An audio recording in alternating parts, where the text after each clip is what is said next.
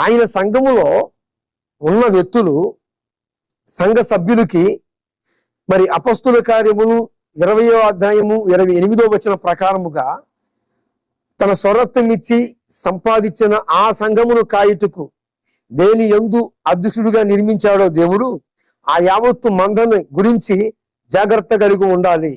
ఎందుకంటే సంఘం అనేది ఆషామాషా కాదు. పరిశుద్ధ గ్రంథములో రాయబడి ఉంది. అపొస్తలుల కార్యములు 20వ అధ్యాయము 28వ వచనములో నేను చెప్పిన మాటలు ఉన్నాయి. ఒక భారం ఉంది అన్నకి. సంఘములో ఉన్న వ్యక్తులందరూ కూడా మరి అందరికీ ఒకే విశ్వాసం లేదు, అందరికీ ఒకే విశ్వాసం ఉండదు, అందరూ సంపూర్ణంగా దేవుని మీద ఉన్నవారు ఉండరు. కొన్ని లక్షల మంది అన్న దగ్గరకు వస్తూ ఉన్నారు. ఈ లక్షల మందిలో ఒక్కొక్కరు ఒక్కొక్క రీతిగా అప్పుడే కొత్తగా వచ్చే వాళ్ళు ఉంటారు, మరి కొన్ని సంవత్సరాల నుంచి అన్నని ఎమడించే వాళ్ళు ఉంటారు, దేవుణ్ణి ఎమడించే వాళ్ళు ఉంటారు. ఎట్టగేలకి చిట్ట చివరికి సంఘములో ఉన్న వ్యక్తులందరూ కూడా ఒకే విశ్వాసం కలిగి లేరు. ఈ నేపథ్యంలోనే అన్న తన కుటుంబ సభ్యులకి, సంఘములో ఉన్నవారికి, సంఘానికి ఎలపటం ఉన్న వారితో అన్న మాట్లాడాల. అన్న మాట్లాడింది ఎవరితో? సంఘములో ఉన్న వారితో. పరిస్థితులు బాగలేవు. ఇటు చూసిన హత్యలు, మానభంగాలు, మటర్లు జరుగుతున్న ఈ టైంలో ఉన్నాం. ఈరోజు ఉదయకాలం లేచిన కాడ నుంచి ఒక పేపర్ దగ్గర చూస్తే, న్యూస్ చూస్తే, పలానా ఆయన పలానా అమ్మాయిని ఇలాగా దారుణంగా 6 ఏళ్ళ బిడ్డని, 6 ఏళ్ళ పాపని, 4 ఏళ్ళ పిల్లని అని రకరకాలైన న్యూసులు చూస్తున్నాం, వింటున్నాం. ఈ నేపథ్యంలోనే అన్న తన మీద ఉన్న ఆ భారం కొలది మల్లెపూలు అనే కొంచెం ఆ మొక్క తీసుకొని అన్న సంఘం ఎలపడుతూ ఉన్న వారితో మాట్లాడాల. తన సంఘస్థులు అన్న మాట ఎవరైతే వింటారో, కుటుంబస్తులు, అంటే మాదంతా ఒక కుటుంబం, సంఘము అనగా ఒక కుటుంబము. అన్న మాట్లాడింది సంఘములో వ్యక్తులతో గాని ఒక హిందువులతో మాట్లాడాల, ఇంకొక కులములో ఉన్న మతములో ఉన్న వారితో మాట్లాడాల.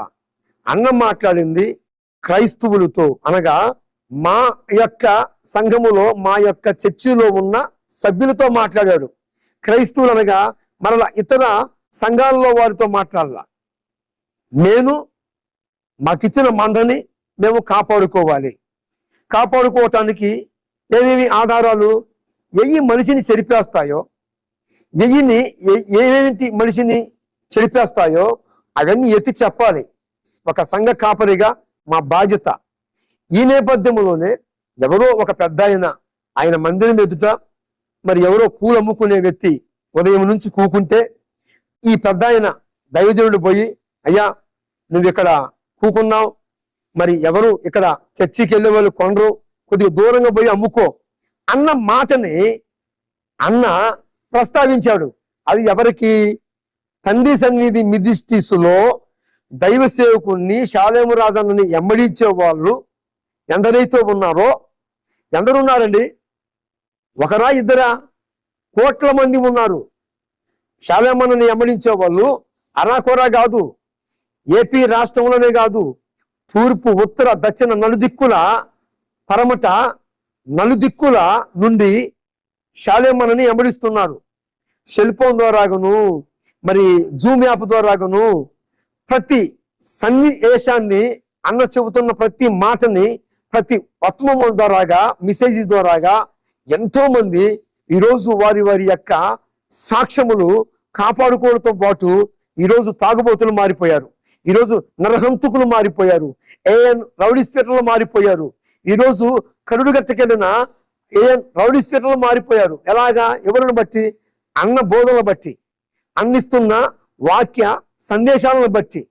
అలాంటి అన్న సభ్యత సంస్కారం లేకుండా మాట్లాడతాడా? స్త్రీలని చాలా గౌరవిస్తాడు. ఈరోజు స్త్రీలు కూడా కొంతమంది మతోన్మాదుల మాటలు విని లేని వార్త పుట్టిస్తూ అన్నని నోటుకొచ్చినట్టు కోస్తూ ఉన్నారు. ఇది ఎంతవరకు కరెక్టు? ప్రేమైన నా భారతదేశ ప్రజలారా, ఒక్కసారి గమనించండి. ఎవడో లేని వార్త పుట్టించాడు. ఈ ఈ ఈ మాట చెప్పుకుంటూ పోతే మరి తిరుపతి దేవస్థానంలో అయ్యగారు పూజారి గారు, మరి ఆ పూజారు ఏం చెప్పారు? ఆ పూజారు ఇలాగ మాట్లాడాడు, దేవాలయంలోకి మీరు వస్తున్నారు, పూలు పెట్టుకొని రాకూడదు, జడేసుకొని రావాలి. తిరుపతి దేవస్థానంలో ఉన్న అయ్యగారు పూజారి గారు, దేవాలయంలోకి మీరు వస్తున్నారు కదా, ఎంట్రికలు ఎరబోసుకొని రాకూడదు, ఎంట్రికలు శుద్ధంగా జడేసుకొని పూలు పెట్టుకూడదు, పూలు పెట్టకూడదు. ఎందుకు? అవి అమ్మవారికి ఇష్టమైన పూలు. ఏం పూలు? మల్లెపూలు, సన్నజాజులా? ఆయన పూలని మాట్లాడాడు. ఇక్కడ ఈయన మీద అరెస్టులు లేవా? ఈయనకు నోటీసులు ఇవ్వరా? తిరుపతి దేవస్థానంలో ఉన్న అయ్యగారు అక్కడ దేవాలయాలకు వెళ్తున్న స్త్రీలతో